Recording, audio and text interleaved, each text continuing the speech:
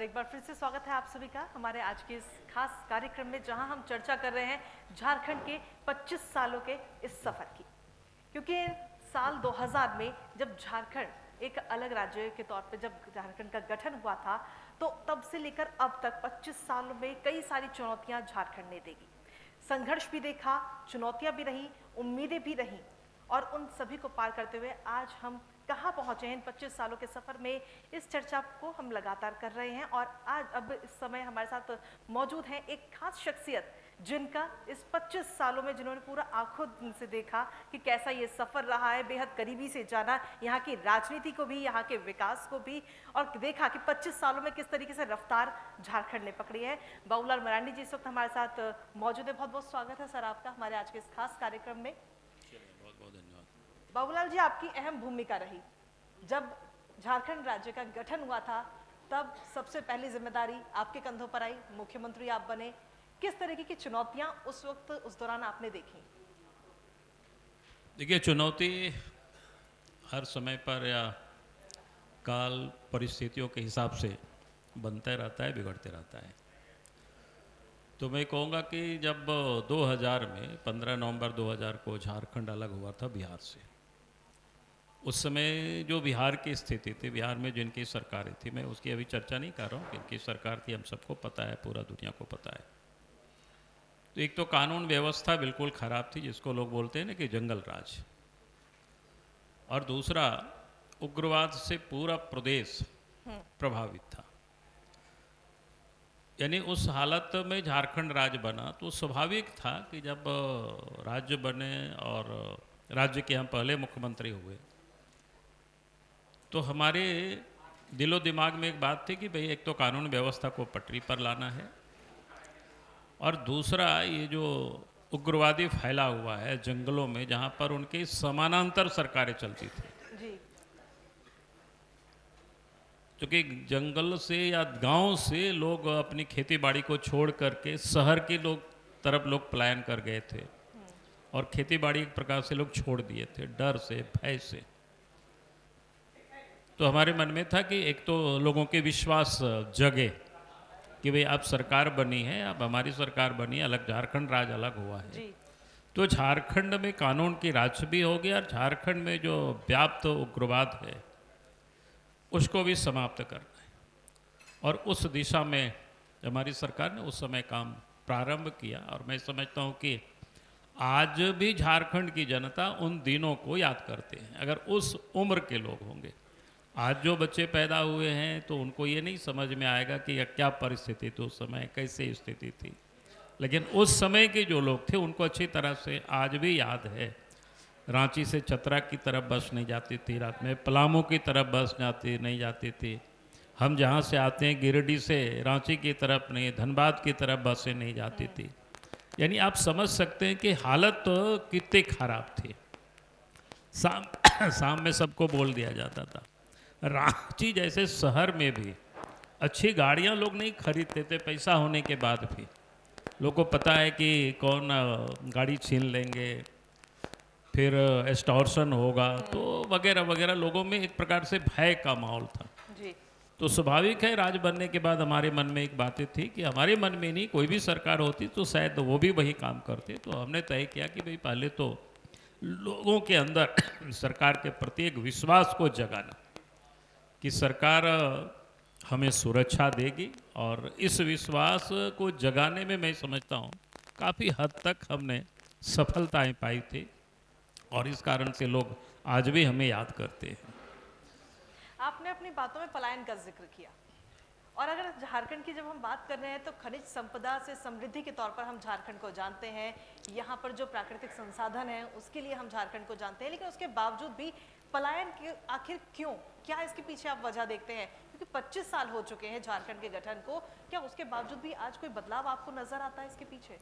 देखिए, पलायन का मैंने उस समय की जो मैंने कहा कि गांव से लोग पलायन किए थे उग्रवादियों के डर से, जी। और आज अधिकांश लोग पलायन कर रहे हैं रोजगार की तलाश में, जीविकोपार्जन के लिए लोग पलायन कर रहे हैं।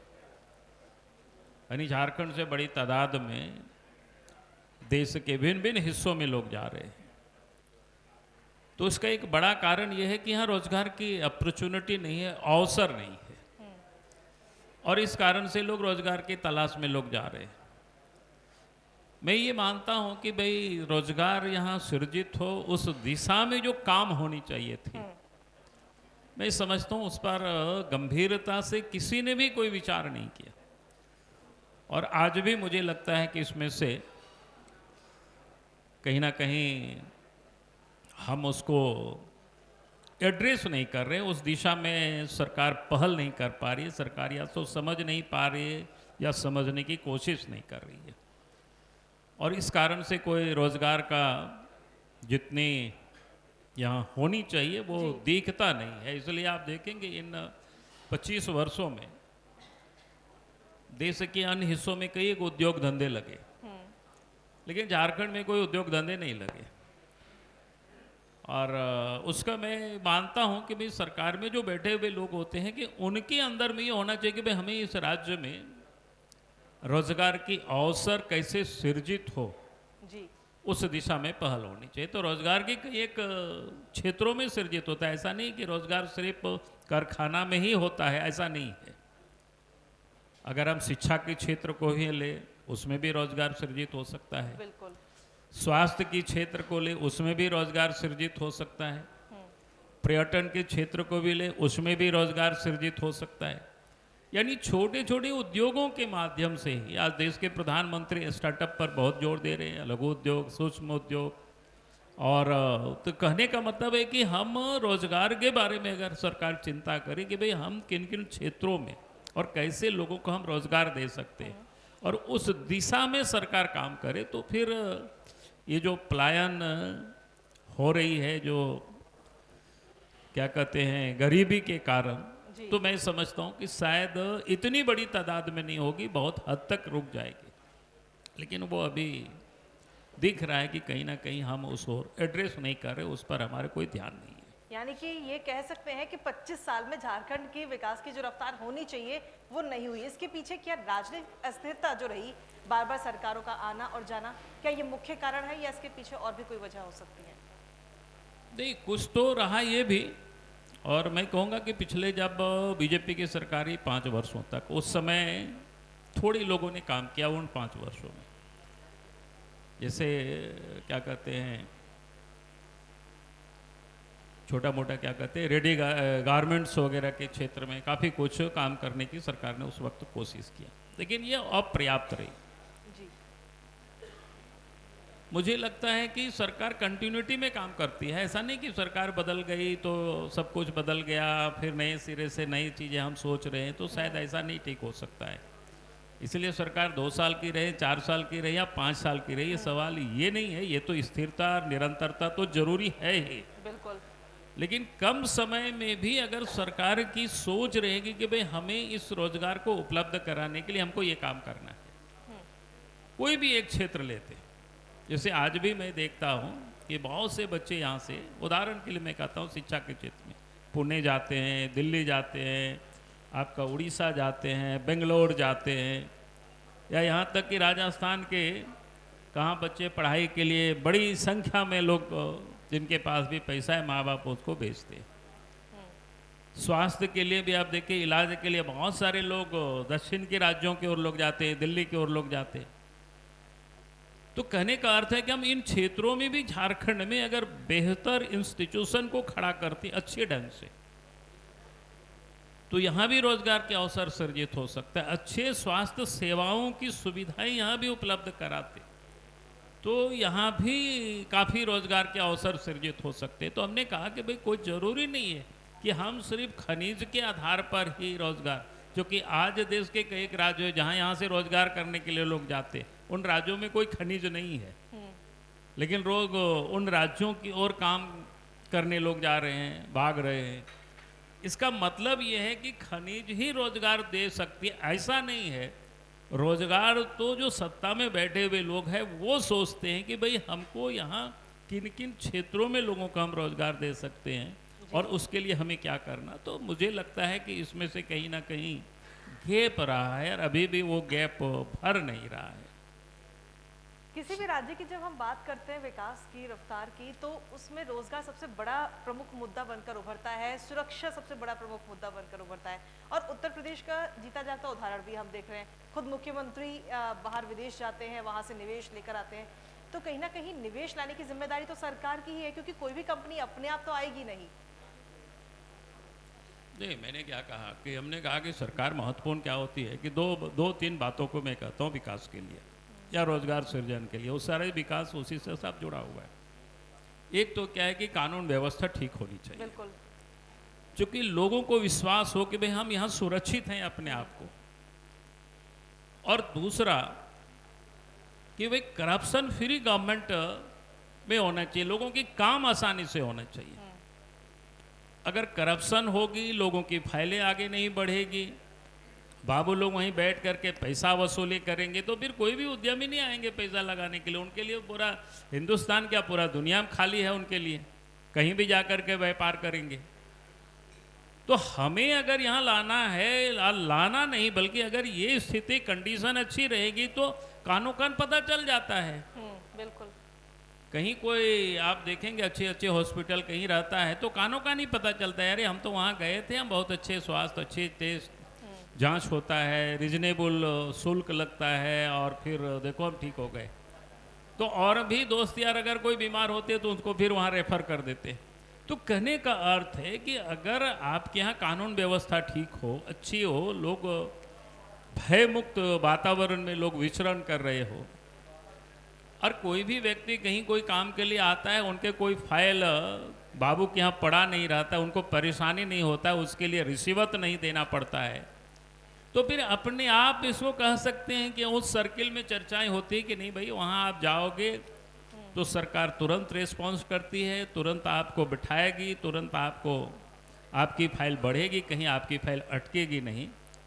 तो मैं समझता हूँ कि अगर ये वातावरण बन जाए, जैसे अभी आपने यूपी की चर्चा की, तो यूपी में लोगों को पता है कि वहाँ कोई बदमाश गुंडा कोई किसी को तंग नहीं कर सकता है जी। और तब फिर लोग आज जो यूपी पहले उद्योग धंधे के बारे में बहुत पिछड़ा हुआ था, अब तो वहाँ मिसाइल बनने लग गए। तो कहने का अर्थ है कि जब राज्य में सरकार इस प्रकार की वातावरण नहीं तैयार करती है, और आप कहीं भी किसी को बुलाने के लिए जाएंगे तो कौन काहे को आएगा भाई यहाँ। हम लोगों को उसका दूसरा उदाहरण बताते हैं कि जैसे टूरिज्म के लोग चर्चा करते हैं, हम कहते हैं कि कितना भारत से पाकिस्तान लोग जाता है टूरिस्ट, बताओ। अफगानिस्तान कितने लोग जाते हैं, ईरान इराक कितने लोग जाते हैं, नहीं जाते हैं। लेकिन अगर आप इस बार क्या कहते हैं, इधर आप थाईलैंड है, सिंगापुर है, यूरोपियन कंट्री है, आप 31 मार्च वगैरह को या 25-26 मार्च से आप जनवरी से क्या कहते हैं दिसंबर से आपको टिकटें नहीं मिलेगा, ये हालत है नए साल पे। नए साल में। इस बार हम ही सोचे थे कि चलो 25 तारीख के बाद हम सोचे कि विदेश जाए, तो कोशिश कर रहे थे कि जहाँ थोड़ा कम डिस्टेंस हो और चले जाए, चले आए। तो एजेंट लोगों ने बताया कि सर टिकटें नहीं है। तो आप सोच सकते हो तो क्या स्थिति, क्या परिस्थिति। कहने का मतलब आदमी वहीं जाना पसंद करते जहां अपने आप को सुरक्षित महसूस करता हो, और जहां सुरक्षित अगर उनको महसूस नहीं होगा, पूंजी जहां निवेश करेंगे वो सब मेरा बर्बाद हो जाएगा, कोई लूट ले जाएगा, कुछ अफसर लूट लेंगे, कुछ रंगदार लूट लेंगे, तो कुल मिला जुला करके फिर आप चाहे कितनों भी चिरौरी करेंगे, आपको बिठा करके बढ़िया से खाना वाना खिला देगा चूँकि आप नेता हैं, लेकिन आएंगे नहीं आपके बुलाने पर। तो झारखंड में आज के तारीख में कानून व्यवस्था कह सकते हैं अच्छी नहीं है, भ्रष्टाचार बिल्कुल जिसको कहते हैं ना चरम पर है, बिना पैसे से कहीं कोई काम नहीं होता। ऐसा कोई भी लोग हमें नहीं आया मिल करके बताया हो, कोई भी उद्यमी, कि नहीं नहीं साहब हमको तो पैसा नहीं लगा। हम गए, देखिए मुख्यमंत्री से, मंत्री से मिले और सचिव से मिले और मेरा काम देखिए तुरंत हो गया। ऐसा किसी ने, आदमी ने नहीं बताया हमको झारखंड में। और मुझे बड़ी अफसोस होता है कि भाई झारखंड ऐसा राज्य क्यों हो गया चक्कर में। तो इसलिए मैं कह सकता हूं कि आप चाहे जितना भी प्रयास करें, अगर इन सारी चीज़ों को नहीं ठीक करेंगे, इंफ्रास्ट्रक्चर इस सब चीज़ को नहीं ठीक करेंगे, तो बाकी आप जितनी भी यात्रा कर लीजिए कहीं भी, तो कौन आएगा। पिछले 25 सालों में क्या मुख्य तौर पर बदलाव आपको झारखंड के अंदर देखने को मिला, क्योंकि ये तो चुनौतियां रही जो आज भी हम सभी के सामने है झारखंड में।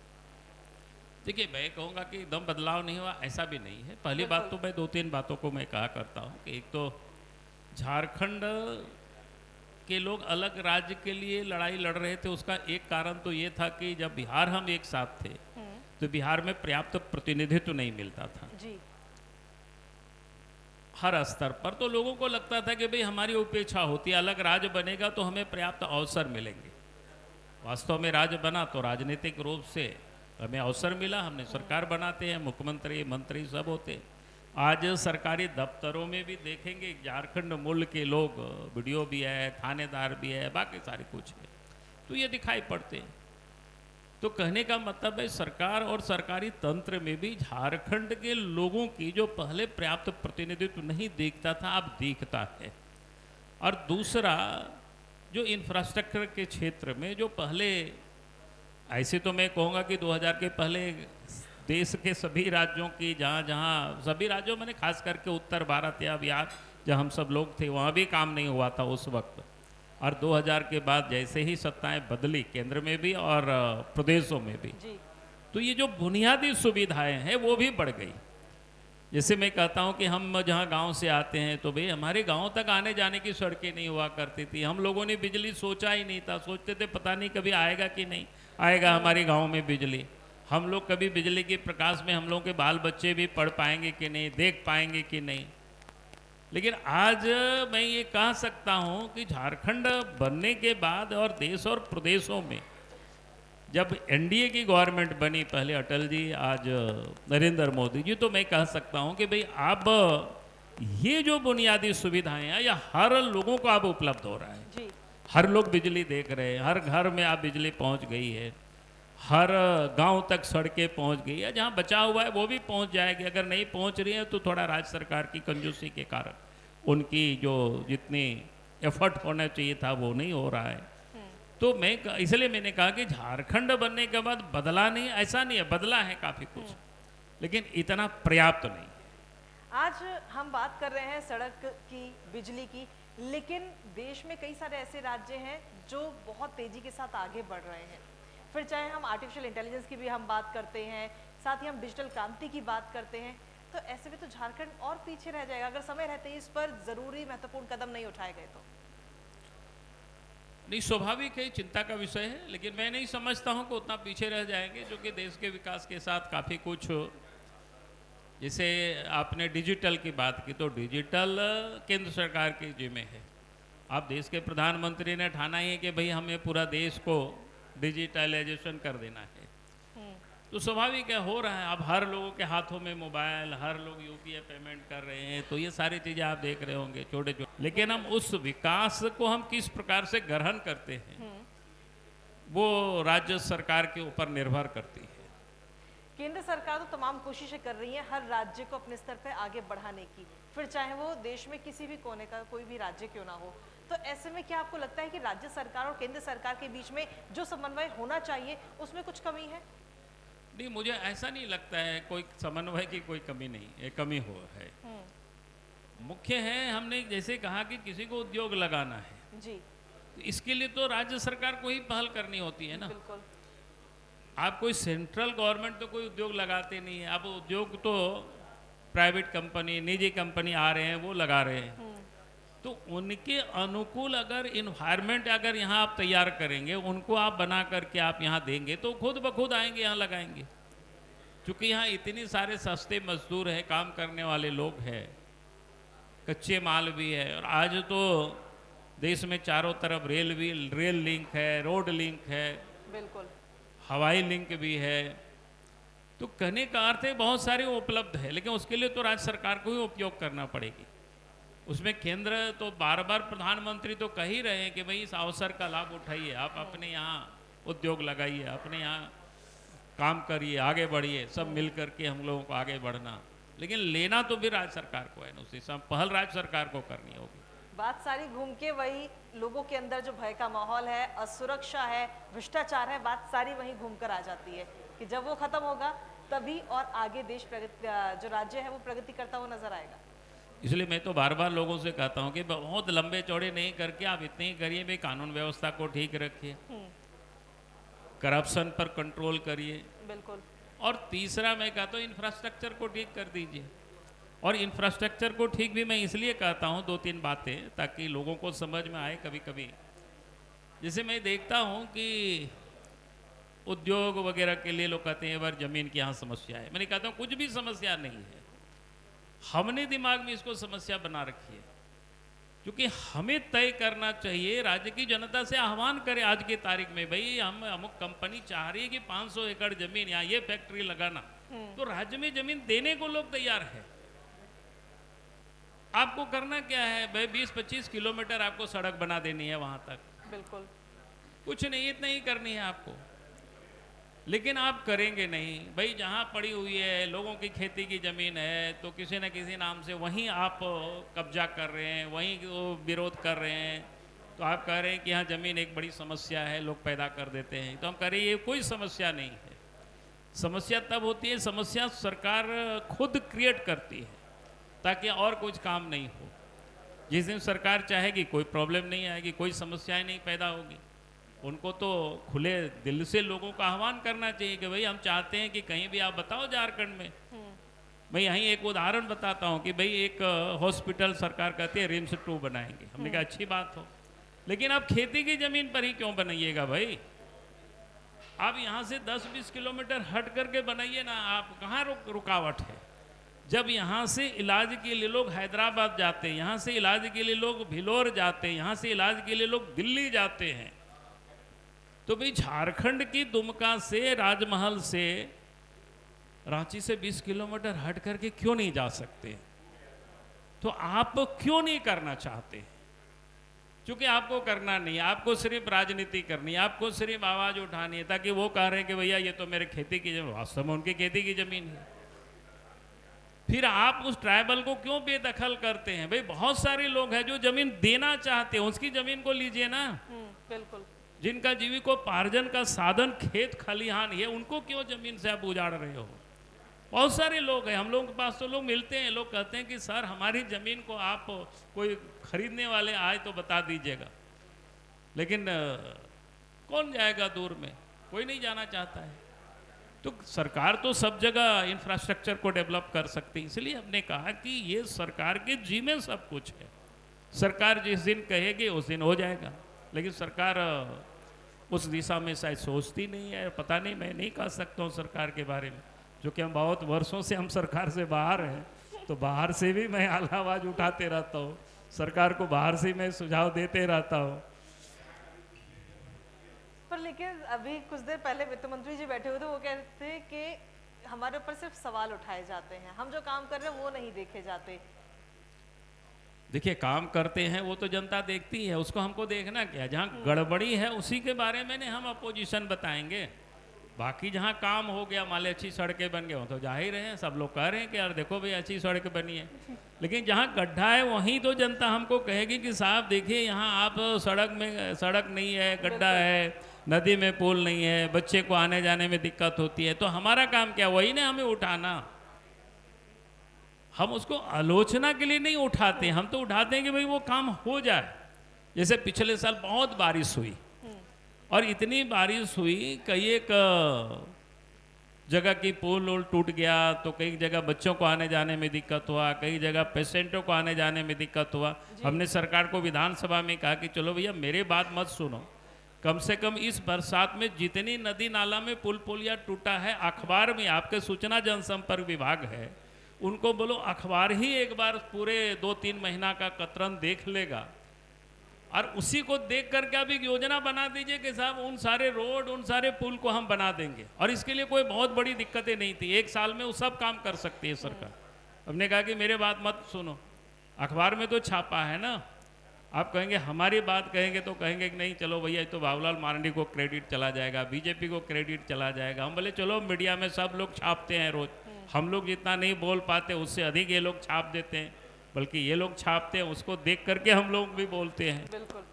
तो इसलिए हमने कहा कि भाई सरकार, अपोजिशन तो वही कहेगी ना जो काम नहीं हो रहा है। जो काम हो रहा है वो तो हो ही रहा है, उस पर हमको बोलना क्या। लेकिन जो नहीं हो रहा है तो उसका तो हम करेंगे और उसको उनको अच्छे रूप में लेनी चाहिए। और मैं तो कहता हूँ ना कि कौन शब्द है ना, बोलते हैं ना, निंदक नीरे रखिए आंगन कोटी छावाए। तो कहने का अर्थ है जो निंदा करता है, जो आलोचना करता है, उसको करीब रखिए ना। वो आपको बता रहा है आपकी खामियां को। बिल्कुल। अगर उनकी खामियां बता रहे हैं, उससे अगर आप तकलीफ आपको लग रहा है, तो मैं समझता हूं कि तो अब सरकार काम नहीं कर पाएगी ठीक से। अपने लोग तो सब मीठे मीठे बात करेंगे, तो अपोजिशन पर उनको अधिक ध्यान, अपोजिशन की बातों पर अधिक ध्यान देने चाहिए मीडिया में। और मीडिया में भी मैं लोगों से कहा करता हूँ, भैया जो यथार्थ है उसको तो छापिए, कम से कम सरकार तो जागेगी। अगर उसमें से आप समझौता कर लेंगे तो सरकार को पता ही नहीं चलेगा, लगेगा कि सब कुछ ठीक ठाक चल रहा है बिल्कुल। और बाकी सब गड़बड़ रहेगा। तो इसलिए सरकार को नाराज होना तो मेरे समझ से बाहर है। बाबूलाल जी, 25 सालों में आपने झारखंड में कई सरकारें आई, कई सरकारें गई, आपने बेहद करीबी से सबको देखा। आपको झारखंड की राजनीति में क्या लगता है कि एक स्टेबल गवर्नमेंट ज़्यादा ज़रूरी है या स्ट्रॉन्ग ऑपोजिशन ज़्यादा ज़रूरी है, या दोनों ज़रूरी है? देखिए, दोनों ही जरूरी होता है सरकार में। मैं तो एक बात लोगों को कहा करता हूँ, अगर यहाँ कुछ कमी है तो मैं एक उदाहरण के लिए मैं लोगों से कहता हूँ जो यथार्थ है, मेरा अपनी समझ है। हम जैसे कहते हैं राम राज के बारे में कहते हैं कि आदर्श राज जी। हमारे सभी सनातन हिंदू भाई मानते हैं दुनिया में। लेकिन वो आदर्श राज ऐसा नहीं रहा है कि 14 वर्षों तक राम वनवास में थे, जंगलों में थे, लोगों के साथ तकलीफों को देखा था। द्वापर में धर्मराज युधिष्ठिर को कहते हैं, कृष्ण के जमाने उस राजा को भी अच्छे लोग मानते हैं। द्वापर में वो लोग भी 12 वर्षों तक वनवास में लोग थे। चाणक्य के काल में भी चंद्रगुप्त मौर्य, चाणक्य कैसे नालंदा से तक्षशिला यात्रा करते, वहां से लौटते लंबी समय तक। कहने का अर्थ है सत्ता में जब तक लोग बैठते वो लोग हैं जब जनता के बीच में वर्षों तक तप किया हो, घूमा हो। आज देश के प्रधानमंत्री नरेंद्र मोदी जी जिस पृष्ठभूमि से आते हैं, संघ के प्रचारक रहे, कैसे बस से सफर करना, बाकी जाना, तो नजदीक से तकलीफों को देखा है लोगों की, नजदीक से उस दर्द को समझा है। और तब आज वो मुख्यमंत्री बने और प्रधानमंत्री बने तो उन समस्याओं को दूर करने के जीवन में भरसक प्रयास कर रहे हैं और देश आगे बढ़े ये संकल्प कर रहे हैं। तो मुझे लगता है कि सत्ता में जब कोई भी लोग बैठे, अगर उनकी इस प्रकार की अनुभूति हो जी। और इसलिए मैं लोगों से कहा करता हूं कि भाई आज भी अगर कहीं कोई विरोध कर रहा है तो वहां जाइए, एक दिन रुकिए, समझिए उनकी दर्द को, उनकी तकलीफ को, तब फिर आप समाधान वहीं से आपको मिल जाएगी। आपको यहाँ दफ्तर में बैठ करके समाधान आपको नहीं मिल सकता है, समाधान आपको वहीं मिलेगी जहाँ समस्याएं हैं।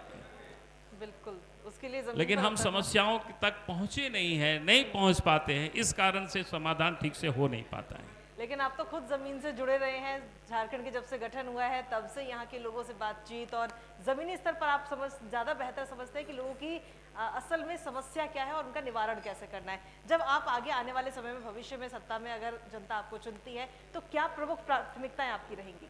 देखिए, मैं तो लोगों को हर हमेशा कहता हूँ समस्याएं समय में अलग अलग समय में बदलते रहता है।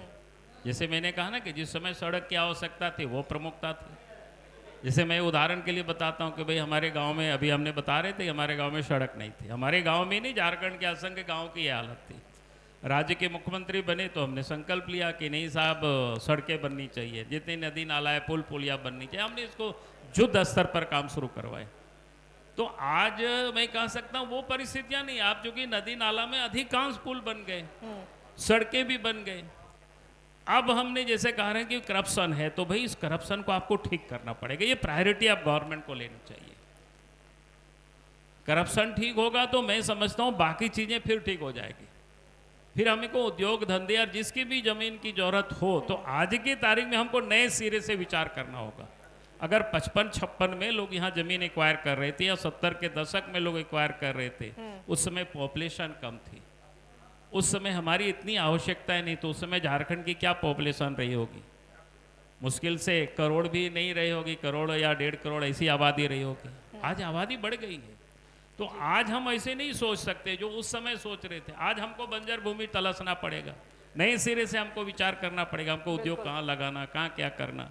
तो इसलिए हम कह रहे हैं कि भाई कुछ भी नहीं, सरकार को इतना ही करना, कानून व्यवस्था को ठीक बिल्कुल। कर दे और भ्रष्टाचार को ठीक कर दे, तो मैं समझता हूँ कि बहुत कुछ काम अपने आप निकल जाएंगे, फिर जी। किसी को कुछ कहना नहीं पड़ेगा। बिल्कुल। बाबूलाल जी, समय आज हमारे पास में बहुत कम है। एक आखिरी सवाल और मैं आपसे लेना चाहूँगी कि आज के समय में राजनीति में युवाओं की भी एंट्री हो चुकी है और काफ़ी अच्छी भूमिकाओं में युवा इस समय नजर आ रहे हैं, राजनीति में अपनी जिम्मेदारियां भी निभा रहे हैं। तो ऐसे में युवाओं को क्या संकेत आप और क्या मैसेज देना चाहेंगे? आपके पास में अच्छा एक राजनीतिक अनुभव भी है। देखिए, युवा को तो मैं कहूँगा कि भाई आप बिल्कुल देश के लिए काम करिए, राज्य के लिए करिए, नहीं जनता के लिए काम करिए, और कुछ भी काम करे तो सेवा भाव से जी। काम करे। तो मुझे लगता है अगर ये ध्यान में रहेगा तो बाकी समस्याओं का समाधान हो जाएगी। लेकिन भाव ये होना चाहिए हमारी कि भाई हमें किसी भी क्षेत्र में जाएं तो हम जनता की सेवा करें। आज थोड़ा इसको हम कम ही देखते हैं, इसलिए मैंने इस बात को कहा। बहुत बहुत शुक्रिया बाबूलाल जी, आपने अपना कीमती समय डीडी न्यूज़ को दिया। बहुत बहुत धन्यवाद चलिए, आपका। बहुत बहुत